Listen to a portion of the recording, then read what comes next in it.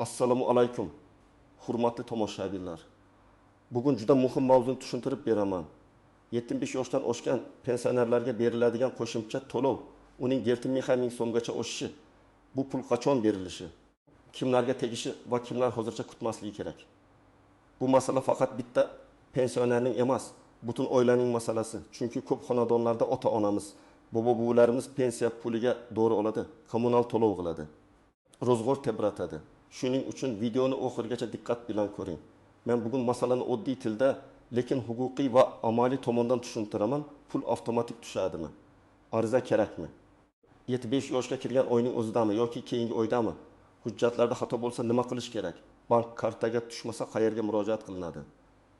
Hozirning o'zida kanalga obuna bo'ling, like bosib qo'ying.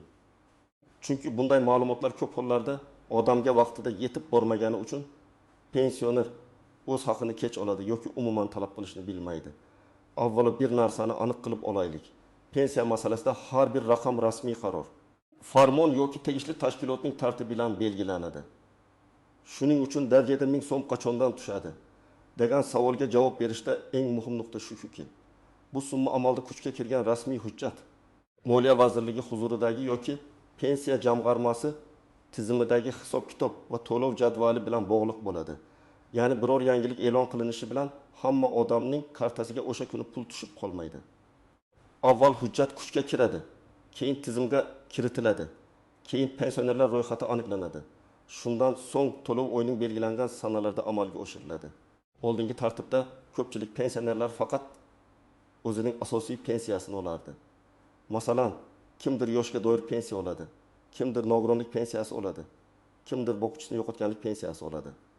Lekin yosh ulg'aygan sari xarajat ham ortadi. Dori-darmon, parvarish, shifokor ko'rigi, harakatlanish qiyinlashgani uchun transport yoki yordamchi xizmatlar kerak bo'ladi.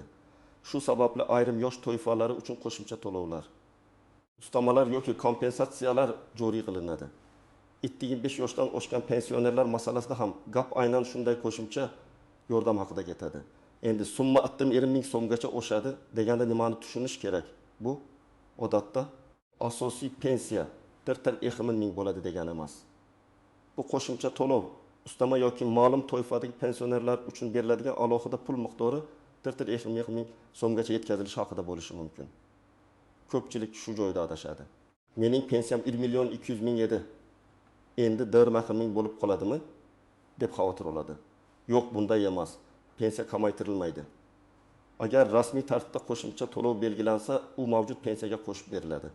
Masalan, pensioner 1 million 600 ming so'm oladigan bo'lsa, qo'shimcha dar 40 ming so'm belgilansa, jami to'lov 2 million 200 ming so'm atrofida bo'lishi mumkin.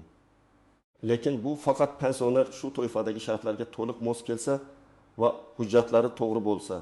Asosiy qism 1.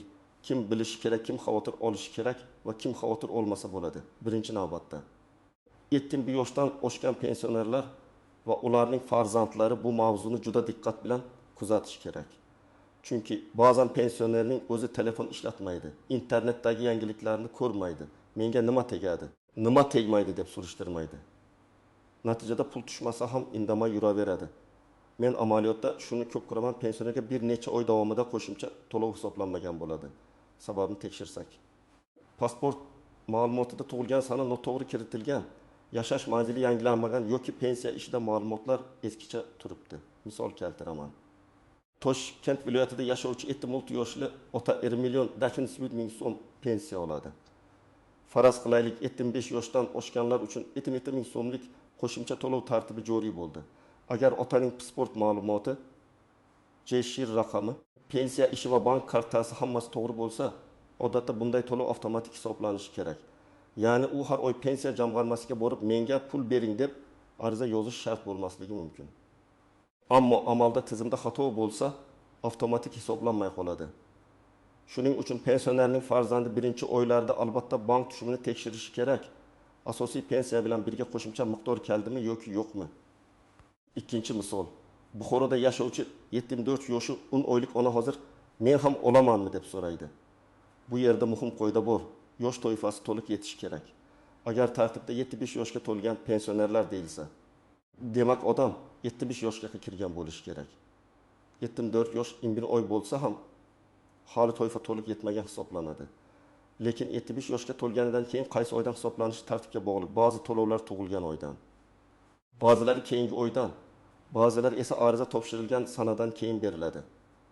Shuning uchun tug'ilgan kun yaqinlashsa, farzandlar oldindan hujjatlarni tekshirib qo'yish kerak. 3-misol. Samarqandda yashovchi bakımın yoshli bu pensiyasini naqd oladi.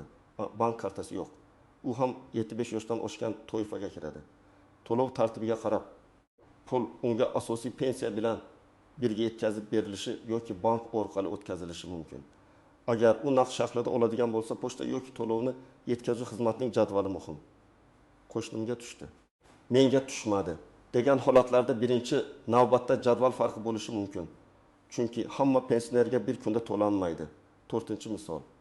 Andijonda yashovchi 75 yoshli erkak bir vaqtning o'zida nogironlik pensiyasi oladi. U, men yoshga doir pensiya olmasam, menga bu qo'shimcha tegmaydimi deb so'rashi mumkin.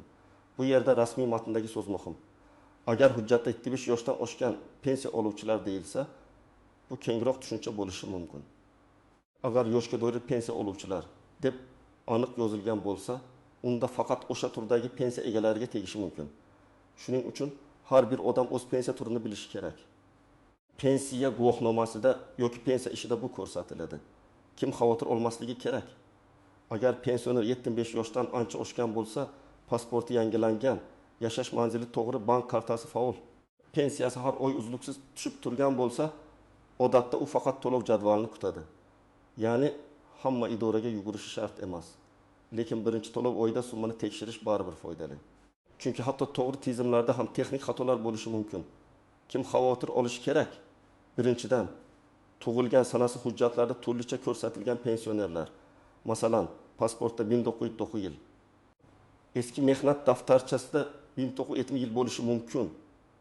Ikkinchidan, yaqinda pasportini ID kartaga almashtirganlar.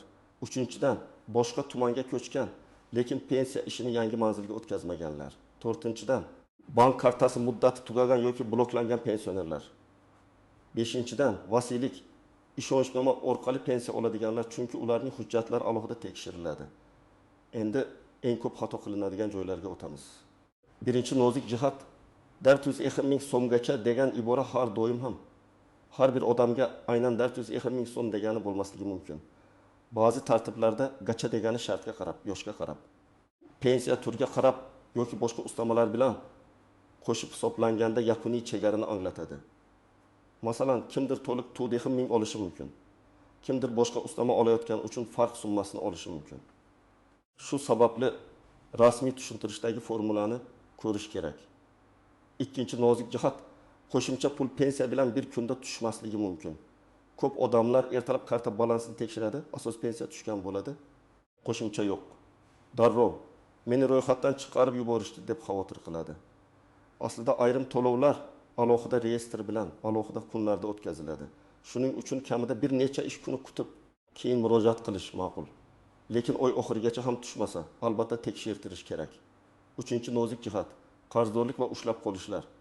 Agar pensionerning pensiyasidan sud qarori, aliment, kredit, ijro hujjati yoki boshqa majburiy ushlab qolishlar bo'lsa, qo'shimcha to'lovga ham ta'sir qilishi mumkinmi degan savol tug'iladi.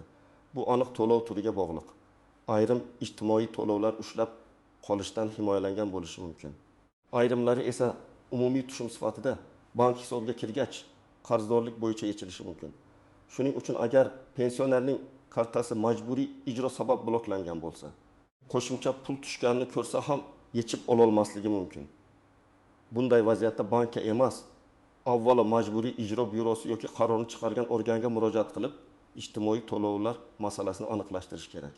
4-nozik jihat, pensioner chet elda bo'lsa, ba'zi pensionerlar farzandlari yonida Rossiya, Qozog'iston, Turkiya yoki boshqa davlatda vaqtincha yashab turadi.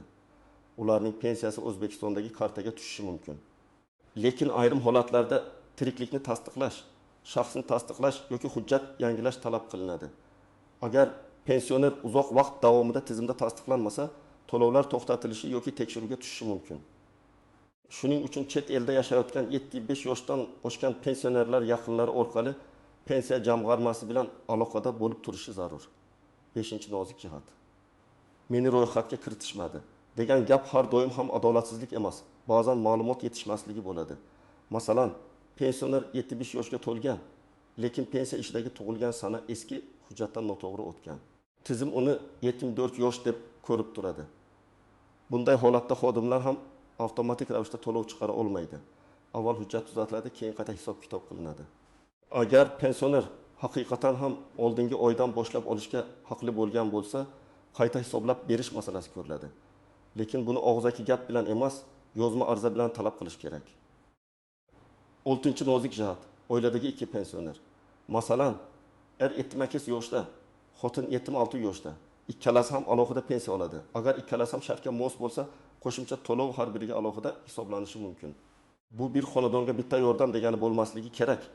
Agar rasmiy tartibda aynan pensioner shaxsga berilishi belgilangan bo'lsa, shuning uchun uyimizda bitta odam oldi, ikkinchisiga berishmaydi degan gapni tekshirtirmasdan qabul qilmang.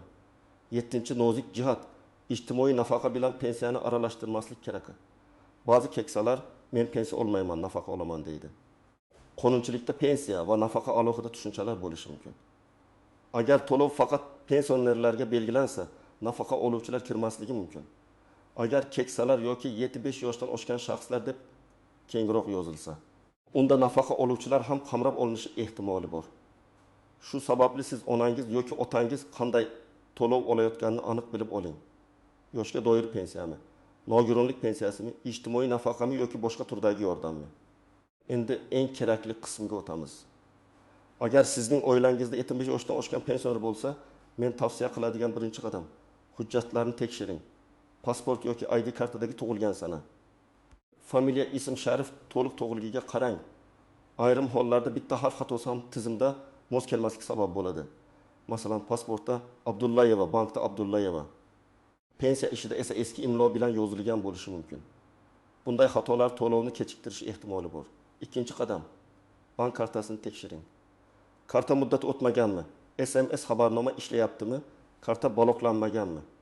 Hisob raqam faolmi? Ko'p pensioner kartani farzandiga berib qo'yadi, o'zi balansni bilmaydi. Shuning uchun oy davomida tushumlarni ko'rib boring. Agar bank ilovasi bo'lsa, tushum tarixini yuklab oling yoki skrinshot qilib saqlang. Agar ilova bo'lmasa, bank filialidan ma'lumotnoma so'rash mumkin. Uchinchi qadam, pensiya jamg'armasining tuman yoki shahar bo'limiga murojaat qilishga tayyor bo'ling. Har doim ham borish shart emas. Lekin pul tushmasa yoki summa noto'g'ri bo'lsa, murojaat qilish kerak. O'zingiz bilan quyidagilarni oling. Pensionerning pasporti yoki ID kartasi, pensiya guvohnomasi bo'lsa o'sha hujjat, bank kartasi rekvizitlari. Ishonchnoma bo'lsa, ishonchnoma. Agar farzandi murojaat qilayotgan bo'lsa, shaxsini tasdiqlovchi hujjat. Agar pensioner yura olmasa, yaqinlari vaziyatni tushuntirib, uyga chiqib tekshirish yoki masofaviy maslahat imkoniyatini so'rashi mumkin. 4-qadam, murojaatni faqat og'zaki qoldirmang. Xodim aytdi, kuting dedi bilan cheklanib qolmang. Agar bir oy o'tdi, pul tushmadi, sababi aniq aytilmadi, unda yozma ariza bering. Arizada shunday mazmun bo'lishi kerak. Men falonchi 65 yoshdan oshgan pensioner sifatida menga belgilanishi lozim bo'lgan qo'shimcha to'lov hisoblangan, hisoblanmaganini tekshirib berishingizni agar hisoblanmagan bo'lsa, sababni yozma ravishda ma'lum qilishingizni va huquqim bo'lsa qayta hisob-kitob qilib berishingizni so'rayman. Arizaga telefon raqamini yozing, sanab qo'ying, nusxasini o'zingizda saqlang. 5-qadam, agar javobdan qoniqmasangiz, yuqori tashkilotga murojaat qiling. Birinchi bo'g'in tuman bo'limi bo'lsa, keyin viloyat boshqarmasi, undan keyin respublika darajasidagi mas'ul organlar. Shuningdek, prezident virtual qabulxonasi yoki yagona interaktiv davlat xizmatlari portali orqali murojaat qilish mumkin. Lekin murojaatda hissiyot emas, fakt bo'lishi kerak. Pensionerning tug'ilgan sanasi, pensiya turi, qaysi oy uchun pul tushmagani, bank tushumi, tuman bo'limidan olingan javob. 6-qadam, firibgarlardan ehtiyot bo'ling.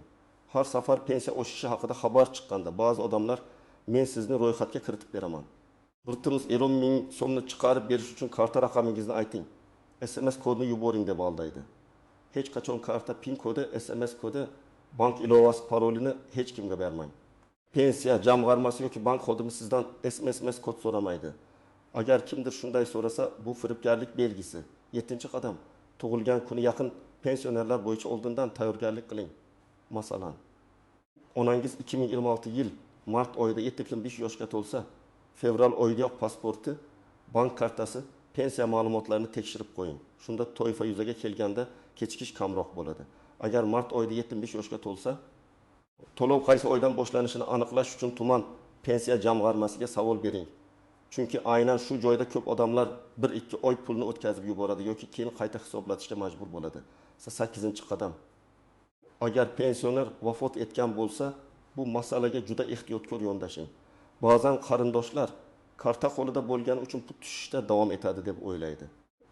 Lekin vafotdan keyin noqonuniy olingan pensiya yoki qo'shimcha to'lov keyinchalik qaytarilishi talab qilinishi mumkin. Shuning uchun bunday holatda qonuniy tartibda pensiya jamg'armasiga xabar berish. Dafn puli yoki tegishli to'lovlar bo'yicha alohida tartibni so'rash kerak. Yana bir muhim savol. Barda 1000 so'm qachon amalda tushadi? Men ekspert sifatida sizga shuni aytaman.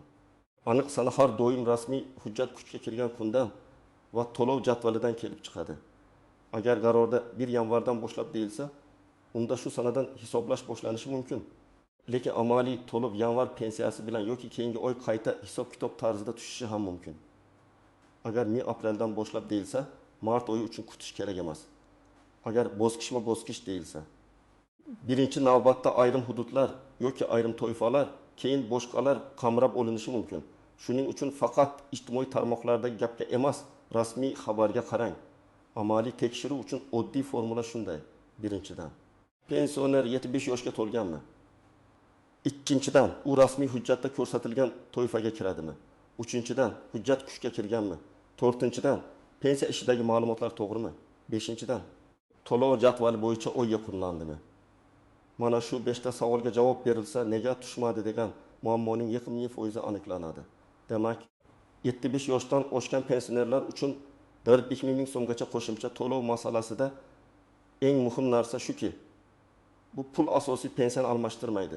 Shartlarga mos kelgan pensionerga qo'shimcha sifatida hisoblanishi mumkin. Lekin aniq qachon tushishi rasmiy hujjat, kuchga kirish sanasi, pensionerning yoshi, pensiya turi, hujjatlarning to'g'riligi va to'lov jadvaliga bog'liq. Agar oilangizda 75 yoshdan oshgan ota-ona, bobo-buvi bo'lsa, bugun hujjatlarini tekshiring. Bank kartasi faolmi ko'ring. Birinchi to'lov oyida tushumni nazorat qiling. Pul tushmasa og'zaki gap bilan cheklanmay, yozma ariza bering va qayta hisob-kitobni talab qiling. Sizning hududingizda 75 yoshdan oshgan pensionerlarga qo'shimcha to'lov bo'yicha qanday ma'lumot berishyapti? Kartaga tushdimi yoki hali kutyapsizmi? Izohlarda yozib qoldiring, boshqalarga ham foydasi tegadi. Video foydali bo'lgan bo'lsa, like bosing, kanalga obuna bo'ling va yaqinlaringizga yuboring. Chunki pensionerlarning haqqi vaqtida yetib borish uchun ma'lumot ham vaqtida yetib borishi kerak.